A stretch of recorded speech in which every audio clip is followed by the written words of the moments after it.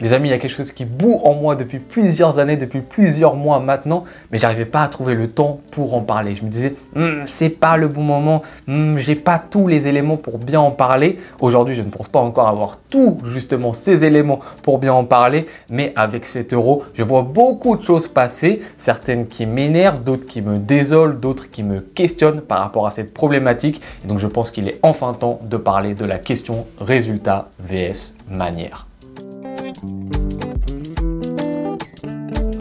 Pour commencer cette vidéo, essayons de distinguer les deux camps qui s'opposent. Tout d'abord, il y a le camp pro-résultat. L'objectif du football, l'objectif de ce sport, ce n'est que de gagner. Que je gagne 1-0, 5-0, 3-2, but à la 92e minute, ça ne change rien tant que je gagne. Tant qu'à la fin, je soulève le trophée, tant qu'à la fin, je remporte les 3 points, il n'aura rien à dire. L'objectif, c'est le résultat. Cette équipe-là fait face à la team que je vais appeler la team manière. On s'occupe plus de la façon dont on va remporter les matchs. Et attention, quand je dis manière, c'est pas juste on va faire n'importe quoi, on va faire du hurrah football et on va pas gagner. Non, l'objectif reste quand même de remporter le match. Je parle d'une manière proactive qui te permet de remporter une partie. Pas juste on va mettre 10 attaquants, ça va être hurrah football, ok, super. En plus de ça, je parle des équipes qui ont les moyens de réaliser du beau jeu. Une équipe qui va jouer la relégation, qui va jouer le maintien. Je vais pas lui demander de jouer le jeu du FC Barcelone. Elle a d'autres préoccupations que ça. Mais une équipe par exemple comme l'équipe de France que je viens de vous citer,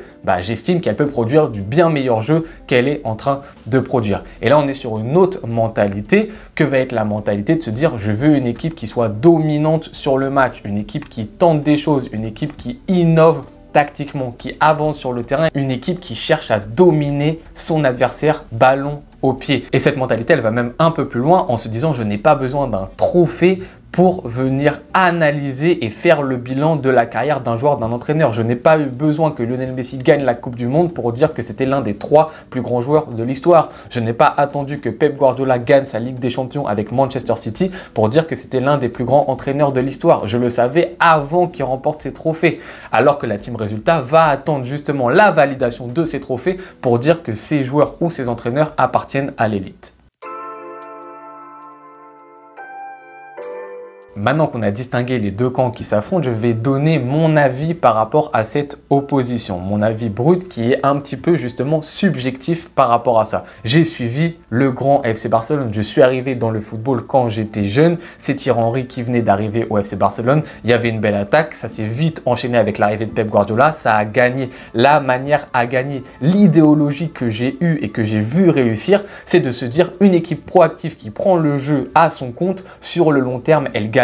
Je l'ai vu cette mentalité et je l'ai vu surtout réussir cette mentalité. Donc imaginez le socle, imaginez le conditionnement dans lequel je suis de base. Donc moi c'était très compliqué, notamment dans mon adolescence, de voir une équipe qui jouait pas bien au football gagner. Je n'arrivais pas à comprendre ça. C'était compliqué, mais pourquoi c'était compliqué? Parce que j'avais cette éducation footballistique de me dire non, il faut gagner absolument avec la manière. J'étais conditionné à ça. C'était l'équipe doit dominer sur le terrain, l'équipe doit être proactive, doit avoir envie, doit tenter offensivement et ne peut pas se replier sur elle-même. C'était ma doctrine. Mais avec l'âge et l'âge que j'ai aujourd'hui, j'essaye de réfléchir par rapport à ça. J'essaye de prendre du recul parce qu'il y a d'autres résultats, il y a d'autres manières de penser le football. Et il n'y a pas forcément une seule manière qui a raison. Et il y a donc cette manière qui est beaucoup plus focalisée sur le résultat, qui est aussi importante à prendre en compte. Pourquoi? Parce que tout d'abord, on a le point de vue tout simplement d'un joueur de football. Quand tu es un joueur de football, tu t'entraînes tous les jours et tu vas jouer ton match le week-end ou même quand tu t'entraînes dans des catégories plus jeunes, ton objectif premier,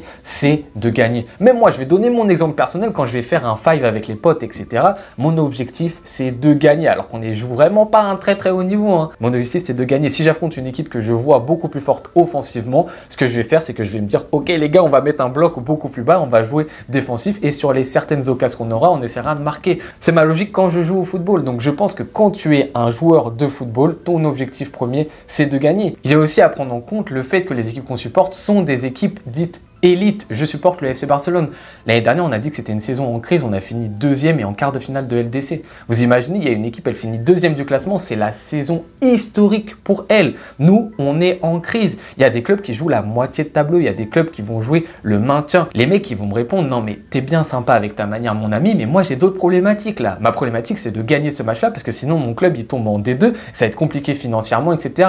C'est d'autres problématiques qu'il faut aussi essayer de comprendre quand on est supporter d'un grand club. J'ai cette chance-là, j'ai choisi de faire ça parce que c'était mon choix quand j'étais jeune de le faire, de supporter une grande équipe, une grande institution, mais c'est un choix de facilité, entre guillemets. Je choisis un club élite, mais il faut aussi penser aux autres footballs qu'il y a derrière moi. Et enfin, la chose peut-être la plus importante, c'est la mémoire collective. Effectivement, quand tu gagnes, tu marques les esprits collectivement. Tu as gagné, le journal de 20h, il va parler de ta victoire en Ligue des Champions, la radio va en parler, le journal va en parler. Tu as gagné, c'est toi qui as raison. Les gens qui ne regardent pas le football tous les jours, ils vont voir que tu as gagné. C'est toi qui as raison. Donc le résultat prime à partir de ce moment-là. Et en plus de ça, historiquement, tu resteras dans les livres et donc dans les mémoires. Quand tu regarderas 2011 Ligue des Champions, tu verras FC Barcelone. Quand tu verras dans les livres 2024, tu verras Ligue des Champions Real Madrid. La mémoire collective donne raison justement au résultat avant la manière. Donc je pense que ce qui est important, c'est de prendre de la hauteur par rapport à ça. Et c'est pas toujours facile pour moi parce que comme je vous l'ai dit, j'ai une autre éducation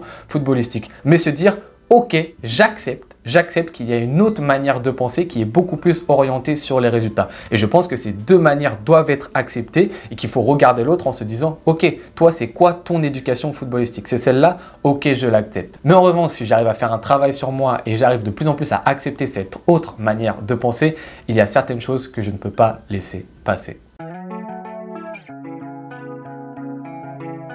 Donc comme je vous l'ai dit, j'essaye de prendre de la hauteur par rapport à la situation. J'essaye de comprendre qu'il y a une autre manière de penser le football. Ce n'est pas toujours facile, hein. J'ai toujours encore des difficultés des fois à l'accepter, mais ça me met moins en colère en tout cas que dans le passé. Malgré ça, il y a un terme avec lequel je ne serai jamais d'accord, qui est celui de dire « celui qui a gagné a raison ». Pourquoi je suis en contradiction avec ce terme? C'est que malheureusement, ce terme ne permet pas de faire de bonnes analyses, des analyses objectives et de dresser un bilan qui sera lui-même également objectif. Cette analyse biaise totalement tout. Ce terme, si on le prend au pied de la lettre, signifie que si tu as perdu, tu as tort. Or, pendant 90 minutes, tu peux être l'équipe dominante. Pendant 75 minutes, tu as hyper bien joué, puis ton défenseur central, il a glissé, il a offert le but à l'adversaire. À la 10e minute, tu es mené 1-0. Pendant 80 minutes, abattage sur le gardien adverse, il fait le match de sa vie. Le mec, tu as fait de très bonnes choses, mais il n'a rien laissé passer et tu as marqué 0 but. Donc, tu dois tout jeter.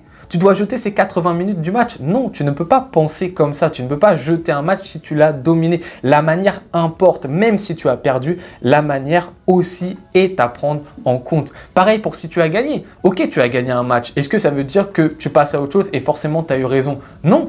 Peut-être que tu n'as pas dominé ce match, peut-être que tu as été dominé, que tu as eu un peu de chance, qu'il y a eu un poteau, 2 poteaux, 3 poteaux qui ont été cool pour toi. Peut-être que toi, quand tu as marqué, tu as eu un petit coup de chance, un petit CSC qui a été sympathique. Donc la semaine prochaine, quand tu vas affronter ton adversaire, si tu gardes en mémoire l'idée de te dire « Ah, ça a été parfait de mon côté, j'ai gagné et il n'y a que la victoire qui donne raison », l'adversaire, la semaine prochaine, il va te connaître, il va connaître tes failles et tu n'auras pas autant de chance que la dernière fois. Donc la mentalité de dire qu'il n'y a que la victoire qui a raison, il ne faut se focaliser que sur les résultats, pour moi, est à reprendre en considération. Cette logique de résultat pour les clubs, elle est aussi applicable sur les joueurs. Et donc là, on en revient à la problématique, par exemple, qu'on voit actuellement à l'Euro entre Bellingham et Pedri, c'est qu'on est sur une mentalité du football qui est omnubilée par les stats. Ce joueur a marqué, donc il n'y a rien à dire. Bellingham, son match contre la Slovaquie, tu regardes le contenu pendant 95 minutes, pendant toutes les minutes du match, ce n'est pas suffisant, c'est moyen, c'est pas catastrophique, mais c'est moyen.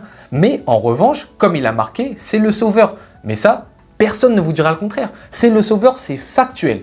Personne ne vous dira le contraire. Mais en revanche, tu peux être le sauveur en ayant fait un match moyen. Rien ne l'empêche. Or, les gens qui vont être pro-résultat, ils ne vont pas ouvrir le dialogue. Pourquoi? Parce qu'ils vont dire non, c'est le sauveur, c'est tout, on ne parlera pas de son contenu. En revanche, Pedri, qui est un joueur qui state beaucoup moins, on ne parlera pas de ses 2 avant-dernières passes sur 2 buts contre la Géorgie. On ne parlera pas de toutes les actions qui permettent à ses coéquipiers d'avoir de l'espace, de bien jouer, de créer du danger. On ne parlera pas du fait que les adversaires viennent à plusieurs sur lui, ce qui libère également des espaces pour ses coéquipiers. Non, parce que ce ne sont pas des stats. Or, c'est super important. Et on n'est que focalisé lorsqu'on est pro-résultat sur les stats ou sur la victoire. Or, tu peux gagner en ayant été dominé, tu peux perdre en étant l'équipe qui a dominé. Ton joueur peut avoir marqué et être le joueur clutch ultra important, le sauveur en ayant fait un match médiocre. Et un joueur qui n'a pas fait de stats est en capacité d'avoir fait un très grand match. Et la problématique principale, je trouve, dans le camp des pro-résultats, c'est qu'ils ne sont pas ouverts au dialogue. Or, l'équipe qui se focalise sur la manière, dans tous les cas, elle est obligée, elle n'a pas le choix, je ne vais pas me saucer, mais c'est juste qu'on n'a pas le choix, que d'admettre ce qui est factuel. Encore une fois, je reprends l'exemple de Bellingham. Bellingham est le sauveur de l'Angleterre face à la Slovaquie. C'est factuel. Les gens qui font partie de la team pro-manière, on ne dira jamais le contraire parce que c'est quelque chose de factuel. Le Real Madrid a gagné la Ligue des Champions 2024. C'est factuel. Personne ne dira le contraire. En revanche, dire que Dortmund a dominé pendant 70 minutes, il ne faut pas l'omettre. Il ne faut pas l'oublier. Et le problème de l'équipe des pro-résultats, c'est qu'ils vont l'omettre parce qu'ils s'en fichent. Ils te diront, on a gagné, c'est tout, c'est le principal. Bellingham a marqué, il a réussi son match. Non, Bellingham a le droit d'être le sauveur en ayant fait un match moyen. Le Real Madrid a le droit d'avoir gagné la Ligue des Champions en ayant fait un match moyen face à Dortmund et en étant été dominé pendant 70 minutes. C'est totalement possible, il faut ouvrir le débat. Et le problème, c'est que le débat n'est que ouvert par la team manière. Les amis, pour conclure cette vidéo, il reste un élément essentiel selon moi pour bien distinguer les deux différents groupes que l'on a, les pro-résultats et les pro-manières. Et cette distinction, on peut la faire par rapport à la représentation qu'il y a en tant que supporter. Quand tu es supporter et que ton équipe gagne, tu es heureux. Pourquoi? Tu es heureux surtout parce que les autres ont vu ton équipe gagner, que tu as un sentiment de fierté qui commence à grandir en toi. L'équipe de France, championne du monde, les Français sont heureux parce qu'ils sont représentés d'une bonne manière aux yeux du monde entier. Quand ton équipe gagne la Ligue des Champions, un trophée majeur, tu es heureux parce que ton équipe a réussi aux yeux de beaucoup de personnes. Et la distinction qu'il faut faire, c'est par rapport à qui je vais avoir cette fierté. Il me semble que la partie qui est pro-résultat va avoir une envie d'être fière au public que je vais appeler public de masse. Des gens qui ne regardent pas forcément le football tout le temps, juste pendant les compétitions internationales, une fois tous les 6 mois, une fois tous les 3 mois. Il n'y a pas du tout de jugement de valeur, mais c'est un public que je vais appeler public de masse. Un public qui va recevoir une notification Liverpool est champion d'Europe, va se dire Liverpool est la meilleure équipe d'Europe, il n'y a pas de débat, qui va voir au journal télévisé, qui va écouter à la radio, qui va lire dans le journal, mais qui ne va pas se poser plus de questions que ça parce que ce n'est pas un public qui est averti. Pareil pour le Ballon d'Or. Tel joueur a gagné le Ballon d'Or, c'est forcément le meilleur joueur du monde. Alors que non, encore une fois, il y a un débat qui peut aller voir. Il y a un bilan qui peut être nuancé. Ce n'est pas forcément l'équipe qui gagne la Ligue des Champions qui est la meilleure équipe d'Europe. Parce que peut-être que cette équipe a eu un tournoi qui a été facilité. Peut-être qu'elle a eu un petit peu de chance à certains moments. Donc, il faut continuer le débat. Mais ce public de masse n'est pas en capacité d'avoir ce débat puisque forcément, ce n'est pas un public autant averti que ça. Or, le public que va cibler les pro-manières va être un public qui, lui, est beaucoup plus averti. Un public un tout petit peu plus de connaisseurs. L'objectif va être de marquer les esprits pour cette audience-ci. Moi, typiquement, ce que je regarde quand mon équipe elle gagne, j'écoute les gens qui sont spécialistes du sport que je suis, qui est le football. Et ce qui me rend heureux, c'est de voir ces spécialistes dire « Waouh, le FC Barcelone, ils ont super bien joué là ». Là, ça me rend vraiment heureux parce que je me dis c'est des spécialistes. Je suis touché par le fait qu'un expert ait dit que mon équipe avait bien joué au football. Et ça, bah forcément, ça va jouer. Quand on va parler du football dans le temps, historiquement, quand il y aura des documentaires, quand des entraîneurs devront passer leurs cours, leurs examens, quand tu es jeune et qu'on te parlera de football, de l'histoire d'avant, on se focalisera certes sur les résultats, mais les résultats corrélés à la manière. On se souviendra toujours du grand AC Milan de Saki. On se souviendra toujours du grand Ajax d'Amsterdam et de la Hollande de Rinus Michels. On se souviendra toujours du grand FC Barcelone de Johan Cruyff. On se souviendra très longtemps du Liverpool de Klopp, du Manchester City de Pep Guardiola. Et là, je viens de vous citer des équipes qui ont gagné, mais je peux aussi vous citer des exemples d'équipes qui n'ont pas forcément gagné. L'OM de Bielsa, demandez à tous les supporters de Marseille qu'est-ce qu'ils en pensent encore aujourd'hui. C'est une année historique alors qu'ils n'ont pas été champions de France. Pensez également à Dortmund qui va en finale de Ligue des Champions avec Klopp contre le Bayern Munich. Il ne gagne pas la Ligue des Champions, mais quelle saison fabuleuse. Pensez à l'Ajax d'Amsterdam en 2019 qui va jusqu'en demi-finale de Ligue des Champions. Tous les avertis de football s'en rappellent et pourtant ils n'ont pas gagné finalement le trophée. Il y a donc cette distinction finale qui est donc faite entre ces deux parties, les pro-résultats et les pro-manières, mais qui cette fois-ci sur la cible que je souhaite rendre fière avec mon football. Et ça, je pense que c'est également une des grandes barrières qui ne permet pas toujours le discours. Mais pour conclure et vraiment finaliser cette vidéo, l'objectif, c'est uniquement de dire rentrons dans le dialogue, dans le débat. Acceptons les pro-résultats, nous qui sommes pro-manière. Les pro-résultats, essayez de comprendre les pro-manières, mais rentrons dans le débat, dans le dialogue. Nous, on accepte que vous dites, ok, le résultat, c'est ce qu'il y a de plus important, il n'y a aucun problème, mais il faut aussi être en capacité de critiquer une équipe, même si elle a gagné un match, et être en capacité de critiquer un joueur, même si ça a été le sauveur. Les amis, je vous remercie d'avoir suivi cette vidéo un petit peu spéciale. J'ai hâte de vous lire en commentaire parce que je pense que les débats vont fuser sur cette vidéo. Je vous souhaite bonne journée ou bonne soirée en fonction de quand est-ce que vous la regardez. À tout bientôt. Ciao.